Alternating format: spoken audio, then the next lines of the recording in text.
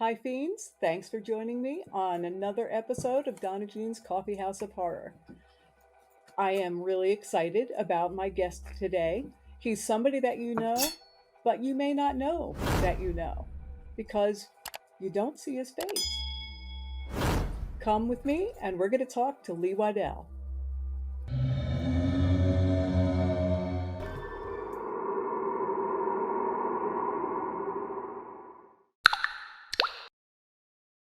Hey, Miss DonnaJean, Hey, how are you, hun? Lee. I am good. How are you doing? I'm great. Always good to see you. I always love being in your presence, even though we're doing this on the StreamYard. But it's always good to be chit chatting with you. Now, first, I want to throw this out for anybody that's wondering and wanting to look some of your information up. You have a website, www.originalghostface.com. So I kind of want to throw that out there for anybody that might be interested. And for 2023, you had a lot of conventions listed that you were going to be at, and hopefully that will be updated in 2024. It will be. I gotta, I have to do that, and then also got to do my Instagram. Lee Waddell was a hard one to remember, but that's I have my link tree on that, and I was really lazy in December and January. I just flat out didn't do it. It's not like I have a big team behind me. I mean, I got Wes Craven, and a lot of people know him, and he does a fantastic job of promotions and putting together content. So he's my go-to guy. But yeah, I just I was so burned out and tired by the end of last year that I'm like, I'm not going to do anything. So I didn't. You know, you would think I'd have that done. In time for we just finished up what Cree out there in Ontario, California. Like, yeah, whatever. But that's so. Thank you for reminding me. I've updated. I was actually,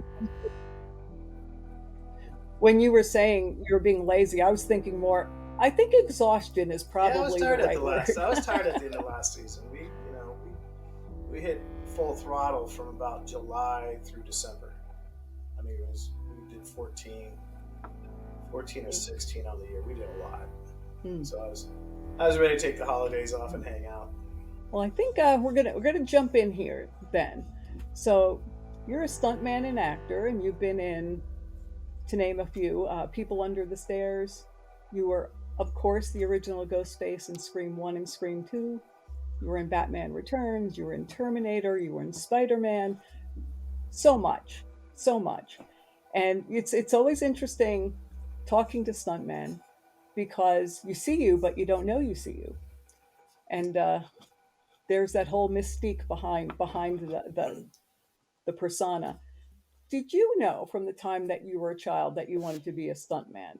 And how did you get into So that? I mean, I started making movies like in junior high, 7th, 8th, ninth grade, right? Because that was part of photography class. Ah, That was an offshoot of that. So I jumped into making film early on, and I really loved the process. And so by the time I got ready to get done with high school, I was either going to go military, right, or I was going to go make movies. Both had adrenaline. Movies had a better paycheck. That was kind of the reasoning behind making movies, right? And so that's how I ended up going down that road. Because I, just, I had that passion in me, and that is what I wanted to do and had to do and did. now you were recently at Monster Mania, and someone who you worked with will be there in March, Sam Raimi. And you and Sam worked on Spider-Man together. Uh, what was your involvement with that film? Super talented second unit director, stunt coordinator, guy by the name of Jeff Haverstad, who's still in the business. We're still good friends. Um, he's second unit directing. I think he's in the Marvel universe. I think that's where he plays right now. So he's big time. And but back then, he was the stunt coordinator, second unit on that. We had a great time, and he brought me in to help him rig, and a lot of laughs and learned a lot. And it was great. I ended up doubling an actor on that one. Can't remember his name, but pretty good double for the guy. And then I don't know if you've seen. And so like that was Spider-Man one. That was the original one, so to speak. That Sam directed back then. And Sam he's a cool cat. He never he's so fun to be around, and he lets you create and have fun, and he's a super great guy. And so I ended up doubling there's this real iconic scene there where William Dafoe's character turns into the Green Goblin in the lab, right? So, um, yeah, it was a Yes, really great scene. It's it's a pivotal because great that's where scene. he turns into the Green Goblin, right? And that's where that whole nasty character gets hatched and made, so to speak. And so I doubled, I doubled the actor in that scene in the lab. And that mad, no, I shouldn't say mad scientist. He was the sane scientist. Defoe was the mad one. Anyways, I doubled him, and I got to work with William Defoe on that, and put it right in the middle of the action with me. And he ended up, even though it was a ratchet and it did all the Oh, work, he still had to be his timing had to be there. And I took that ride through the window and across the lab and crashed into the table or wherever we hit. I haven't seen that film in a long time. I actually had that film on DVD, and I have to see if I still do because that was one of those Yeah, it was a fun movie. It really was a like great movie fun to be movies. involved with. I mean, I was on it for months and months and months, and had just absolute great time. And working for Jeff, it was just a delight. And such a pro. Great time working with him and all the other stunt guys. I mean, it was a fun movie. We had a fun time shooting that film. Now, you've had an experience that not too many people have had.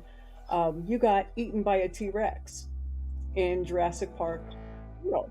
Um, how was that? I actually, when you told me that, I actually just watched that Did yesterday you so pull I could that one? see Did it. you pull that one So up? Did you? I did. Yeah, I did. that was a ride. Yeah, that one stretched me out a bit. But here we go. And I had such a great stunt career, and I get to work with some really super actors. As we just talked about Sam Raimi, in the Spider-Man universe, and then got to work with Tim Burton in the Batman universe. So I have DC and Marvel covered. I could go both ways on that. We're good. And then here we are talking Spielberg, Right Jurassic Park on. 2. Wow, right? And so on that one, for people that are going to be watching this, that was where I think I doubled a really fine actor. He went on to, right after Jurassic, he jumped on TV for a while. His name was Richard Schiff. And I was such a good double for him that Spielberg actually took a casting of his nose and put it on my face so that he could shoot me three-quarter, if not head on. And, that's how crazy crazy in a good way that Spielberg is or was. It's like, hey, I got a really good double. I'm going to exploit that. So he did, and we did that huge scene with the T Rex, and that was it was a very technical stunt in the sense that the puppeteers controlled the dinosaur were across the stage in Video Village under the tent. And they only had little pieces of tape on their monitor as stop marks. They weren't watching the action. They had to look through camera, so to speak. So they weren't, they're across the stage, and Oh it wow. all unfolded, and it worked out really well. And it stretched me out pretty good. It was a ride and a half. But what was so cool about that? By the time they yelled cut, and I got out of my harness and walked over to Video Village, Mr. Spielberg already had the sequence edited. He goes, "Come here, Lee, watch this." And sure enough, you see me come out of the Jeep, and you see this rag doll, and throws me to the other dinosaur, and I get torn in half. And he already had all that done in a matter of minutes. Well, I was just getting out of my harness and putting myself together. 5 minutes, 6 minutes max, and he already had this sequence edited and was moving on. The whole dinosaur thing, like, as a matter of fact, what you just described is kind of what I was wondering. Like, Well, those were practical dinosaurs in a sense. I mean, huge, heavy hydraulic machines, right, with a lizard skin. I mean, basically, it was imagine taking a mm, backhoe and putting a lizard skin on it. They were that nasty and that heavy and that dynamic. We'd stop and walk away for lunch, and when we'd come back, they'd have everybody, even though the set was active and everybody was getting ready to get back to work, when they fired up the dinosaurs, everybody had to stand back at least 20 or 30 feet because that stuff settles, and if it's settled in a different position than when it was turned off, right? When it turns back on, it goes back to that start position. So stuff might be flying and tails might be whipping around. So everybody's it was serious business. I mean, it was a great piece of work, huge special effects work, and looked, and it was way neat, and way cool, and all that craziness, but very dangerous in the sense that you could get hurt by one of these big lizards. So you could actually get cut in Yeah, half by a not every day you T-Rex. get to ride the dinosaur, so to Wow. speak. But yeah, having people, while you are having fun, being aware of the technique had to be so important. Oh, absolutely. When you do acting and stunts, I mean, obviously you're in the moment of the actor and you're hitting your marks and you're absorbed by that character or portraying that character, depending on how what your methodology is. And the same with stunts. When you're in the middle of big stunts and there's a lot of elements going on, you're so busy being in it, right? You're going like, oh, here's the explosion here, and here's where the ratchet pulls me, or here's where the car is going to come around, and you're thinking your way in it. It's a thinking man's game, and so like in the middle of big stunts, it just they're usually super Mm. timed out and rehearsed super well, and you kind of expect things, and as it unfolds, you're like, okay, that worked, and this is supposed to be coming up. Yep, here it is. That felt good. Let's keep going, and they just unfold around you if it goes perfectly, right? Because when it Mm. not goes perfectly, then you got to be able to adjust, pivot, and keep going. This makes me think about, did you ever get hurt doing a stunt? Yeah, nothing. I mean, like the dinosaur stunt, that stretched me out. A lot of soft tissue damage on there because it was really violent, right? It wasn't, it was like I said, have fun wrestling a backhoe. So I had some soft tissue on that. Nothing broke, but it took me a while to get over that. And then most of the stunts that ever quote unquote hurt me, it was always those little ones, like going through a plate glass window or going through a house window or something like that. Even though it was breakaway candy glass, those ones always seem to cut you. Um, and one time I can't remember what Jean Oh, Claude Van Damme movie it was, but real simple little stunt like the trash can blows up and I just kind of fall out of the way. And I didn't get my hand out of I just didn't land right. I got my hand up underneath me and I basically knife handed the whole right side of my sternum and just separated everything. Stupid thing. And that was self inflicted. And I mean, how stupid was that? All I had to do was get blown up and fall down. I mean, it wasn't big, violent, nothing like that. And it just happened, right? So, that's just kind of like it's always the little ones. The unofficial rule is it's always those little ones that get you. so I have to jump in and ask you Yes, a the, couple of the Ghostface ghost face questions. in the room. The Ghostface in the room. I have heard you say before that wearing the Ghostface mask, um, that it was hard to see. Were there any other challenges that you encountered during filming as So, Ghostface? I mean, I don't know if you've been around obviously horror and ghost face and seen all that. And, if you put that mask on, you know darn well you can't see, Yeah. right? It's very super tunnel vision. And then what you can see is filtered by a piece of mesh. So, for my scene, even though we had lights, think about that. I have to be an actor and bring the character to life that Wes wanted portrayed, right? I got to be a stunt man, take care of my actress Drew, not hurt her. I got to put the two together, hit my marks, hit my timings, give Wes what he wants, give Drew the energy that she needs, and then coupled with the fact that you can't really see, even though we're shooting, even though we had ambient light, from the set lights, we're still shooting at night. It's very dark, and then you're running around in a robe that wants to trip you. And so I Ah, I didn't put full wardrobe on until about 5 minutes before we actually shot. It was very quick, right? So I literally, so I put the mask on. I'm like, okay, can't see, it's hot, you can't breathe, can't do anything about those three. And then like, oh, this thing's gonna trip me. So right before we shot, I figured out how to run in that you know in the robe, and pulled all that hat trickery together. And right before we actually rolled film, and it all worked out.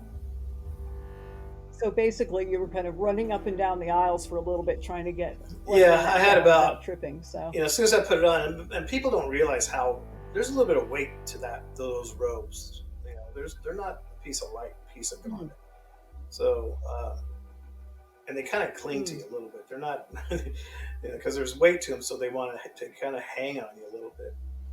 And so, yeah, I put that thing on, and I was down by my toes. I'm like, man, this isn't going to work. So I literally took about 3 steps. I'm like, okay, I'm going to make an idiot of myself. So I did a quick, hack, and like figured out how to make you actually run this thing without tripping. So pulled that out, and then it was go time. So we got busy, and we blocked it once, and for timings, and then shot the next one, and I think we put it in the can in one. I'm pretty sure we did that in one. So I think it was one timing and then one take. Mm. Well, some of the best stunts and most terrifying scenes were with you behind the Ghostface mask. Are there any scenes in the later films that you would have liked to be under the mask So to do? um, I didn't, and I'm gonna sound harsh, like I wasn't a big fan of like 3, 4, and 5. Right, five was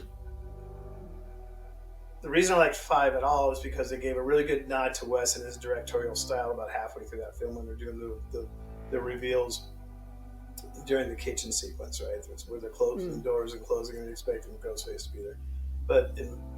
So I appreciated that. But Ghostface himself was so diluted and watered down. I mean, he'd trip over his own shadow, and that was never part of the character that Wes developed. It evolved into that mess. And so by the time 6 got here, they gave him his balls back, so to speak. So I liked the aggressiveness of the character, and he was swift, and because it was never supposed to be that tongue in cheek with the character. No, it was never.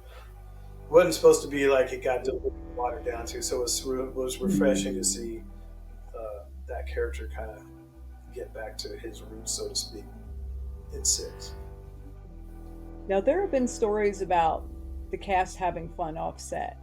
Or do you have any behind the scenes stories that you could share from Scream 1 or Scream 2? I mean, there's always a bunch of ass clownery going on in making movies back in that time for sure. Um, all my exploits, Scream 1 was actually pretty tame. By the time, I mean, I was on it for the first half, right? So by the time, I know that the main crew, so to speak, the cast, uh, they were having a delightful time. I think they ended up racing go karts, literal go karts, through the halls of one of the hotels up there. I cannot confirm or deny that, but there was that kind of craziness going on, and so that was another. It was just a fun Wes Craven movie because my first Wes film was Nightmare 1, right? My last one was Scream 2. So I had what? How 20? Let's see. When was Nightmare 1 done? 84. So I'd been Wes for 10 plus years by the time we got around to shooting Scream 1. So it was just I knew we were going to have fun. It was the same Wes Craven family, and we had a blast shooting Wes Craven movies. So, what was your role? What did you do in Nightmare on Elm Street? Where I thought that I heard you talking about a So fire one of my good stunt friends and once. mentors that actually really pulled me into the business was Tony Caesar. Now, Tony and Wes, I think Tony was with Wes for 20 plus years, and so he had brought me in, and snot nosed green stuntman, and but he brought me in there and introduced me to Wes, and he took a big gamble with me. He gave me that set, so there was a big fire sequence in there where Freddie Turns gets on fire underneath the staircase and comes blazing up. So, my responsibility was to set Tony up, and yeah, which is a lot of responsibility because when fire goes on, fire is one of those stunts that could really get bad really quick, and so a lot of responsibility there, taking control of the set. So here he is, giving this very young green stunt guy control of the set, and Wes giving me control of the set, which was a huge amount of responsibility, and they gave me a shot, and I did a good job for him. She got asked back to work, so it all worked out. But So that was my responsibility for that particular scene. And then I just kind of hung around the set a lot and moved pads around and helped Tony out and did some pre-rigging stuff and things like that. It was a fun film in the fact that I was learning so much early on in my career. So I really enjoyed that experience and that opportunity. Mm. Because obviously, It sounds as though it really helped to pave the way for the it way did. that you It went. did a lot. And obviously, I had a real blessed career, and that was a big key component of it. Now, outside of Scream, and of course, we've been talking about some of your other films, what are some of your favorite stunts that you've done? Mm. So I mean, I really liked the dinosaur stunt. That was a that one goes on the wall, so to speak, because it was so big and so iconic, and it was just that was a good stunt. Really enjoyed that one. Um, I enjoyed.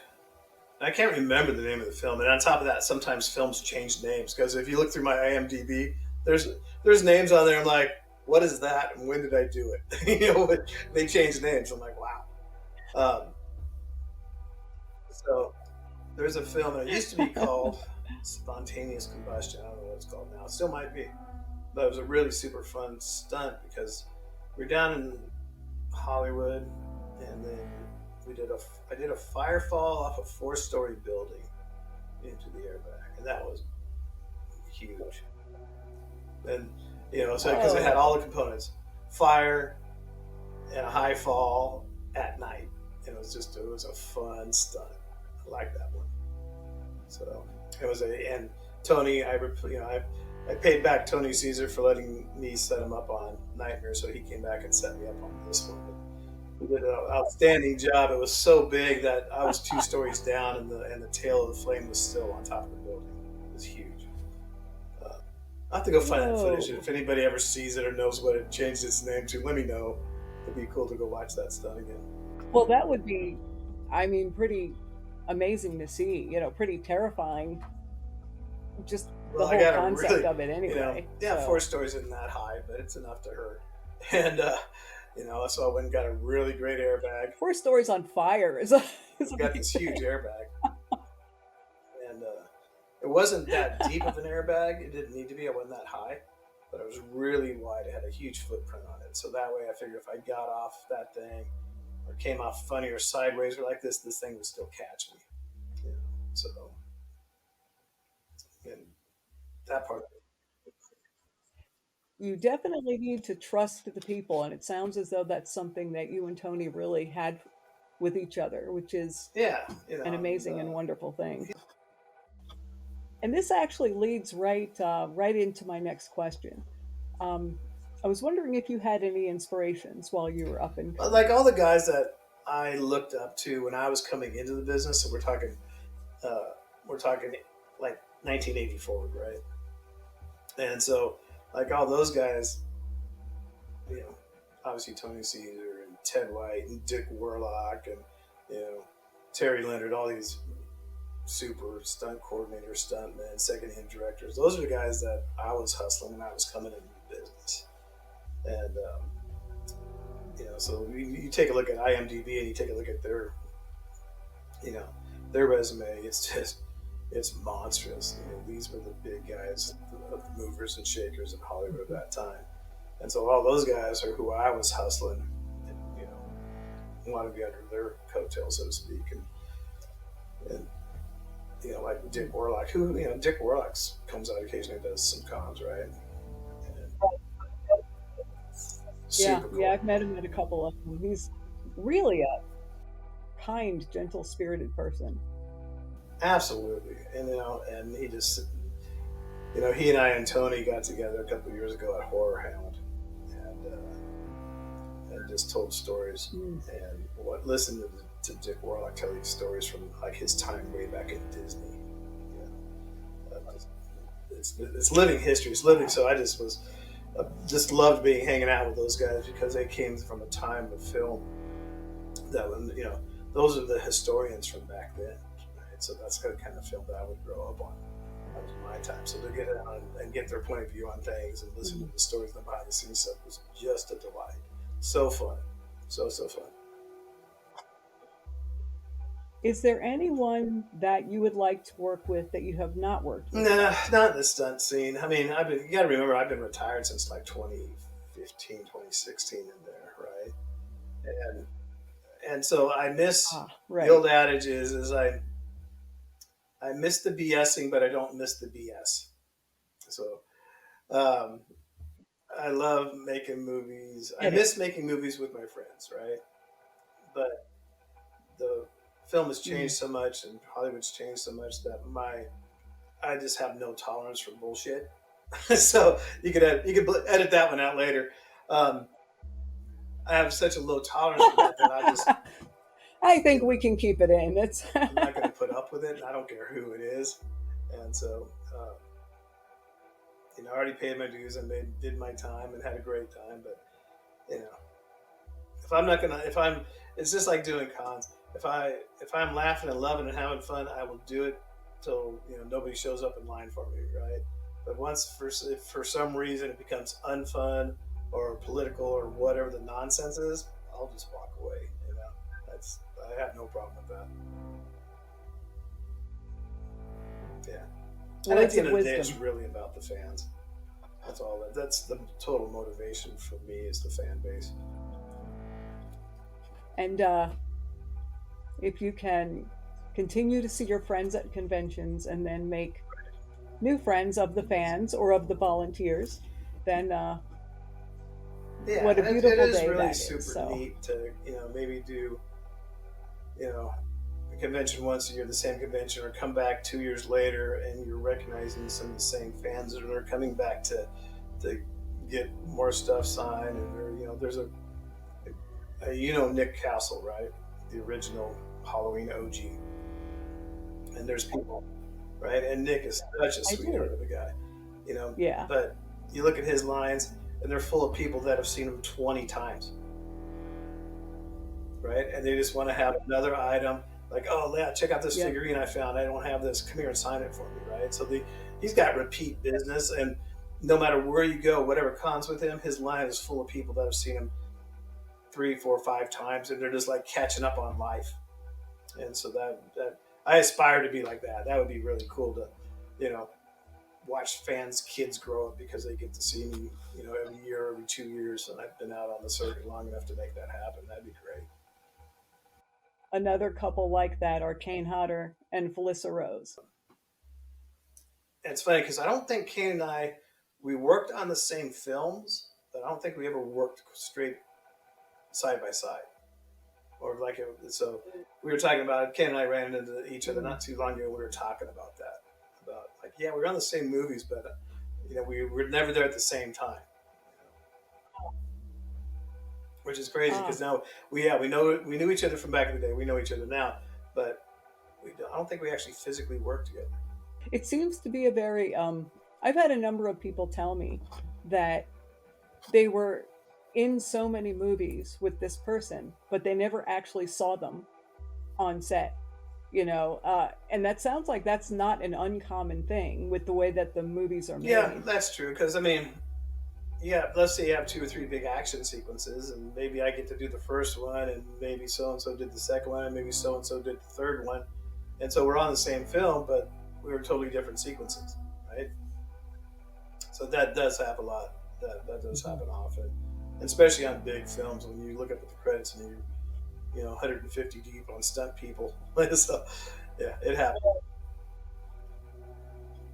What advice would you give to somebody who was just getting into uh, the life of a stunt person?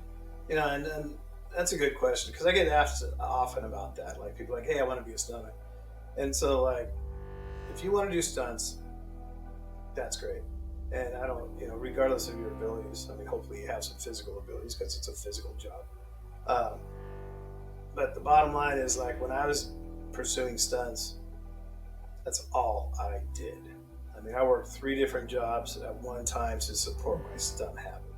And my job was to go get stunts, which means Mm. 3 to 5 days a week, I was in Hollywood or wherever it took me to go find a set, to find the stunt coordinator, to hustle him or her and give him my resume and my headshot, blah, blah, blah. And that is you got to live it and breathe it. And there was nothing else in my life that I wanted to do was make movies. That was it. Um, you know, and even when I was in it, so that's the kind of drive and passion that I brought to the game because it's one of those things. It's a lifestyle for a while. It's a lifestyle that you can't half-ass. Either you got to be all in or don't bother with it Mm. because you can't give it half a try. You won't get results. So you can't say, "Oh, gee, I want to do this and this and this, and oh, and I think I'll do stunts on the side." That's No, not going to work. it's it's not going to work. But if you think about that, that's true of everything in life, right? If you want to go do whatever that dream and that passion is, and That's you true, know, it's because you bring a passion to the game, and that is what you want to do, right? and you will just devour whatever it takes to make that happen. So we mentioned it earlier. I'm going to bring it up again. Is there anything for 2024 that you have scheduled at this point you'd want people to know about? Any Wow, yeah, events, tons. any So convention? uh, only because you called me out on it here, so I will get off my lazy butt and go update my sites, and then so we just finished up with Creep, i.e. Um, so that's for February, and then I just did a deal memo on a film that I'm actually going to go do some acting on, which will be fun. Um, yeah, so that'll happen in April, but Very I can't. cool. It hasn't been released yet on the lineup, so I can't say. You'll see it on. It'll be a good blast. Plus, it'll be on my Instagram and my website, so that'll be launched in the next 2 or 3 days. By the time this comes out, it'll probably be out. So I think that's the April project. Plus, I have we've got late April, something in April. So I have a film in April, something right at the end of April. I think it's Calgary, maybe Calgary Fan X, and then May's huge one, Texas Frightmare. That one I'm going to get stupid on because that's in my backyard, right? Got to come down to Texas and represent, and then that's like that's great because then in June I got 4 in June, a couple in July, and then it starts again. So the whole back half of the year is full on crazy, and I got a couple of New York shows in there somewhere up there in your neck of the woods. Um, and here's something I hadn't done before. I got a couple of a couple of those like they're not haunted houses, but what are they called? Haunted event things, right? In October. Yeah, so I'm gonna go do a couple of those. Oh So yeah. um, yeah, I've never Oh, done that one. would be fun. So I thought that'd be kind of cool because it's not a con, but yet you're still dealing with the horror fan base with it, really. So and then I had a couple of Right. actor buddies, stunt guys, and also I'm like, hey, they want me to come up and do this. They're like, yeah, I did that. It was a blast, and da da da. And I'm like, okay, you know. And so got a couple of those coming up, but Lee, thank you so, so much for your time, for your attention, for everything that you've done. And it is just always such a delight to see you. And I well, will see thank you you. again Thanks for soon. bringing us together, and it's always great to see you. And it'll be great to see you in person sometime this season. We'll make that happen. So thanks for having me on, and you and I will be chatting as It always. will happen. And if you guys out there see Bill and I together at a show, or Bill and I, Lee and I together at a show, Absolutely, come absolutely. over and say hello. So, all right, then I'm gonna run. Thanks for everything. I appreciate you. Peace. See ya.